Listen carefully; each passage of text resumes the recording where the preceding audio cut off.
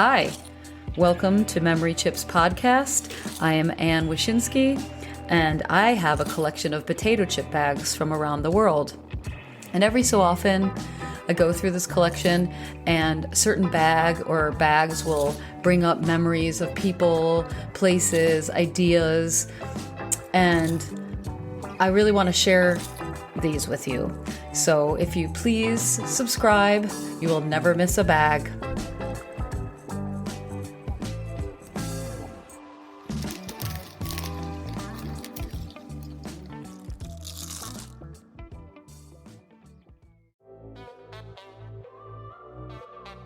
Canadians are often stereotyped as being nice, but Lindsay Anderson, who is Canadian, is more than polite. She's a genuinely compassionate person. She's uber nice and also extremely curious and can't help herself when it comes to connecting with other people. And we have never met in person, but as you'll come to find out in this multi-episode Lindsay Palooza, You'll forget that fact because she is so skilled at connecting with others. Lindsay and I somehow found our way into the same study group for certification with the eccentrics fitness technique that we both teach.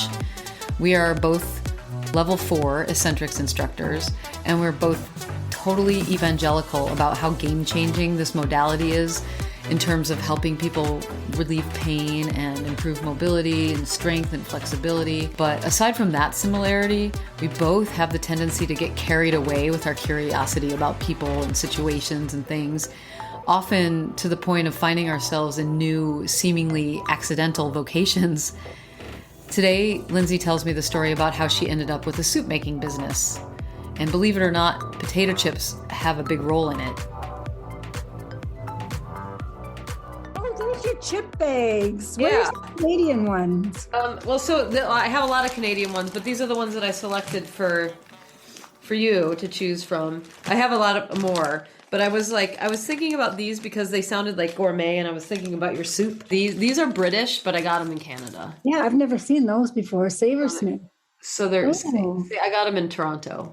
Oh. They were at some sort of gourmet sandwich. Oh yeah, those look really interesting. Yeah, so this one is truffle and rosemary flavor, and the other one is bubbly and serrano chili, and that was an option for us because of like the soups and like combinations of flavors and things like that. Not that you would make a champagne and chili soup, but maybe you should.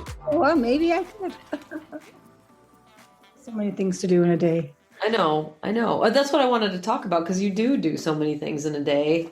And so I find that really impressive. So I wanted to talk to you and find out where you find the energy and...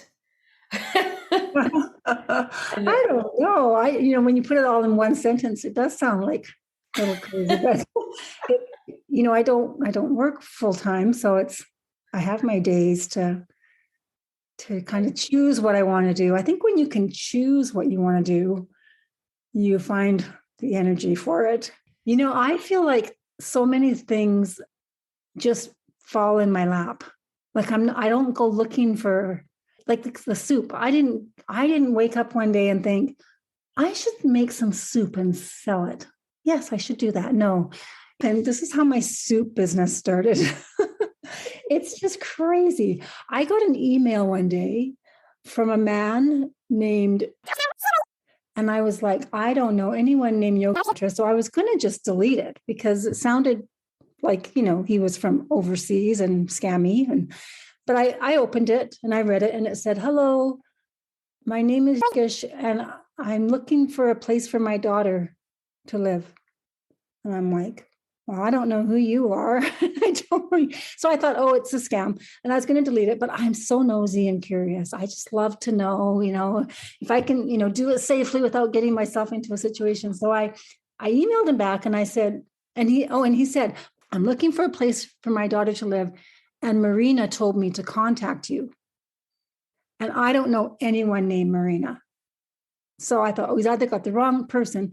So I emailed him back and I just said, "How do I know Marina?" And he emailed me back right away and said, "I don't know how you know her." And I'm like, well, this is going nowhere, So I said, well, what is your daughter, like I live in a small town. So I said, so what is your daughter, why does she need to live where I live in my small town? And he said, she's a student and she's doing her co-op, which is like an internship at a factory in your town. Okay, so I'm going to abruptly interrupt in the middle of Lindsay's story to insert something funny.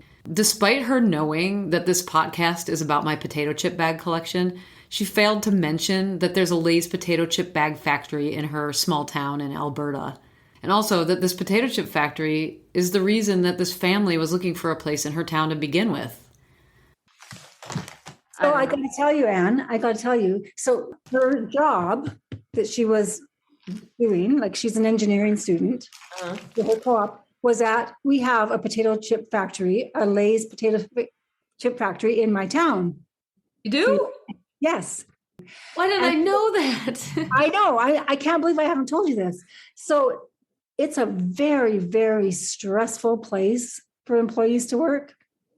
It's like so demanding because if one thing goes wrong on those lines with the bags going through and the chips, and they have people that have to pick the chips out and they're testing constantly. And one of her jobs as an engineering student was to tweak the amount of flavor on the sour cream and onion chips because they were getting emails from people saying that the chips in their bags that they were buying didn't have consistent flavor on each chip. I don't know who takes the time to email and say, my chips did not have consistent flavor. Like not each chip had the same amount of spice on it. And so that was her job as an engineering student to try and figure out how to regulate that.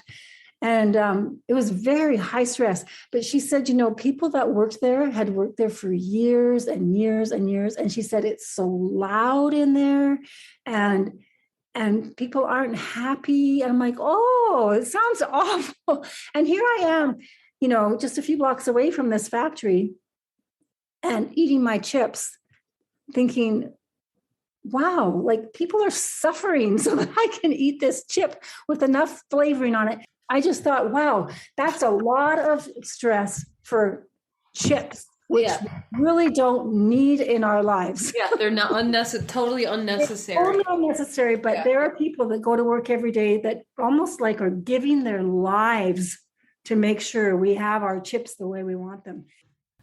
Okay, back to the middle of Lindsay's story. And I'm like, oh, well, this is kind of sounding more legit. And I said, oh, okay. I said, so how do I know Marina? And he's like, I don't know. And so I said, well, I have a few rentals. We own a few houses in town. So I thought, okay, so this Marina person must know that I have a few rentals.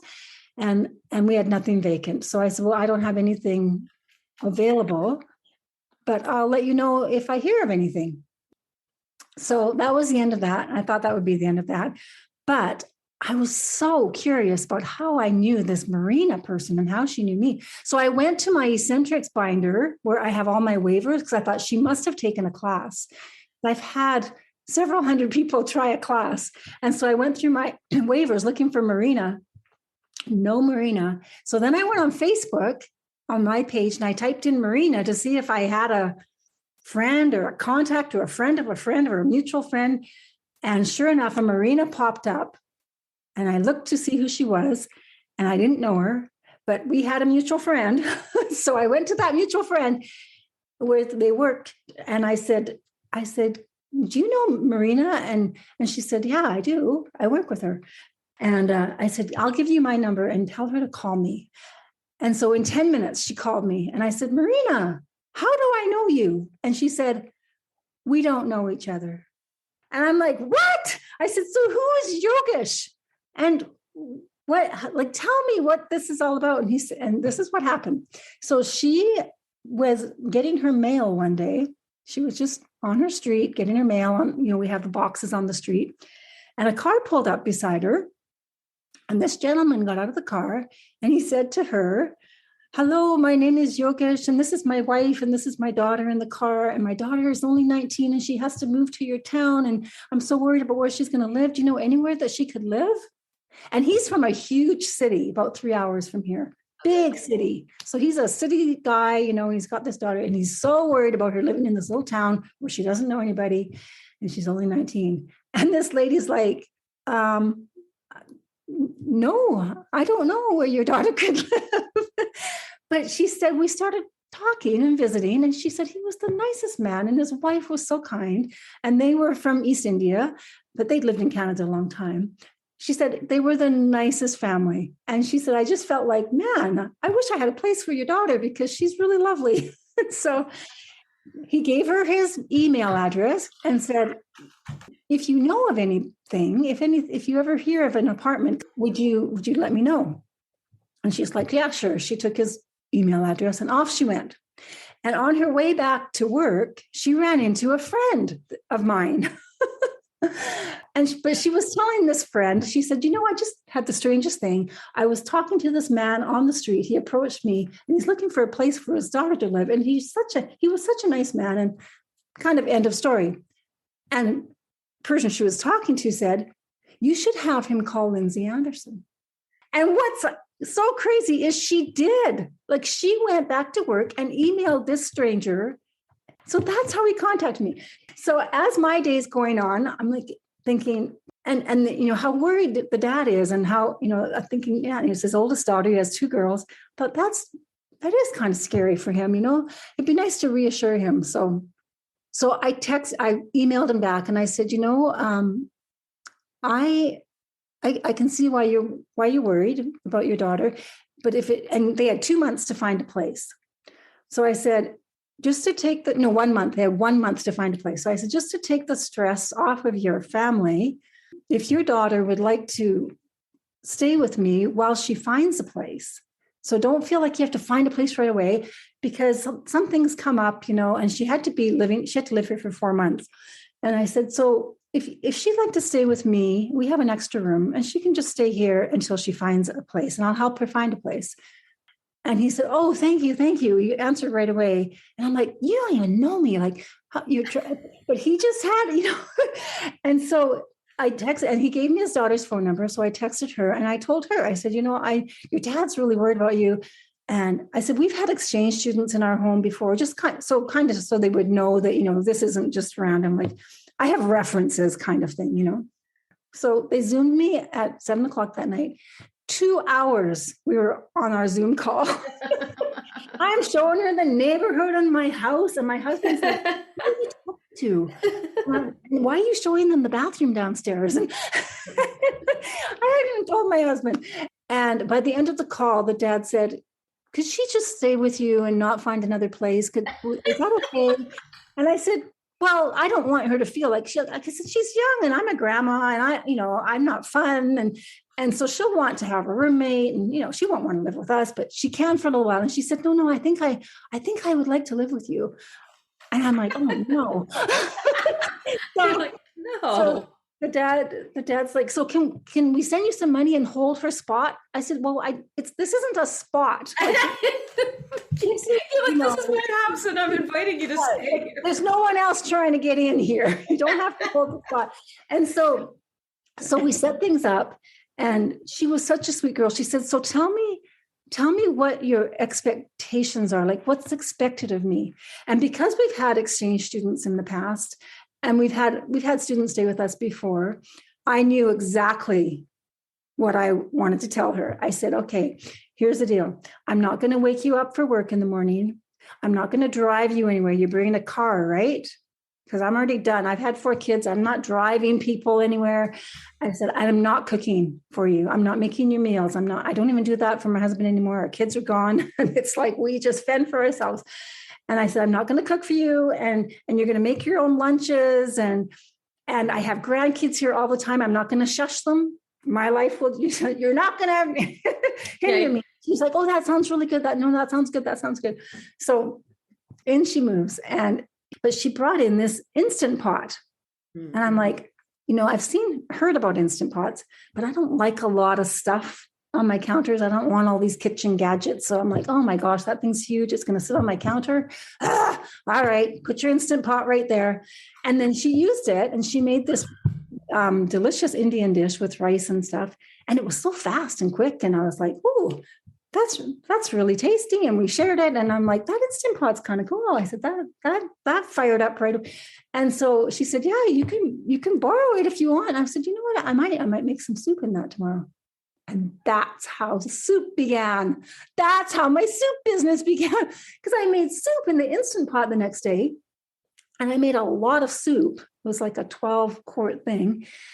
And I had all the soup. And I'm like, this is really yummy soup. That Instant Pot was quick and easy. I should post it and see if I can sell some of my soup. Yeah, but you had experience making soup before that. Because you as a teenager, didn't you? Oh, yeah. So yeah, as a teenager, I worked at a health food store, and that was my responsibility every Saturday, was to create a soup from all of the leftover vegetables and stuff from the week. In that little restaurant, I make this big Saturday soup. But I would never have thought to make soup and offer it for sale. And that's what I did, and it took off. And then so now I'm making soup. How did you let people know? Who did you sell it to? How did you let people know that you were selling soup? Facebook. We met through Eccentrics, getting to know you as the study partner and all the things that you have going on. And every time you post something, it's just like, you're throwing a fundraiser for somebody, or you're inviting somebody to come live with you that you don't know, or you're like the ultimate like people person. I have to know everybody and help them. And it's just like, it's really impressive, because I think that a lot of people, especially with social media, the way we are now is people are projecting themselves, but they're not taking in. I'm guilty of this as well. Like, I'm not taking it in. That's why I stopped using I don't use social media, because I realized that social media, I only use it to try to promote me. And I don't give a crap what other people are doing on social media. I don't look at anybody's posts. I don't look at anything. Like, I'm just like not interested. Like, when I go on Instagram, I'm like, not interested, not interested, not interested. I'm just like, no, never mind. But I'll post stuff on there. And then I realized, I can't be the only one. I think most people that are posting, they just care about promoting themselves. I know. I used to feel kind of hypocritical about that, because I was like, I'm same with you as you. I'm just scrolling through, but I'm like, please stop and look at mine, but I'm not looking at yours. And I feel like, gee, that's not very nice of me. But it's the only place really to market. I know, and that's what I'm saying. But that's kind of a shame, because, even when you interact with other people on social media, the reason why you're interacting with them is still ultimately so that you can promote yourself. Yeah. So you promote your own thing, because you're trying to get people to like you and whatever. You're trying to gather people. Yeah. You're trying to get, like these social media credit. And so any interaction that you have is not genuine. So that's why I think it's really amazing, because you're not only really good at social media, you can tell like that you genuinely like to make connections with people in real life. I really do. I know you do. And that's, I think that social media is infecting our way of interacting with people in real life. Mm-hmm. And you know what I mean? And networking, like, instead of making friends now or connecting with people, we're networking, as opposed to just like making a connection. And you totally reminded me of this, of just knowing you and seeing what you do and how you go about your life, and the real connections that you make with people are what we need to remember to do. And so, so that's why I just want to. The next episode of Lindsay Palooza, we talk about Lindsay's collection of obituaries. Please join us.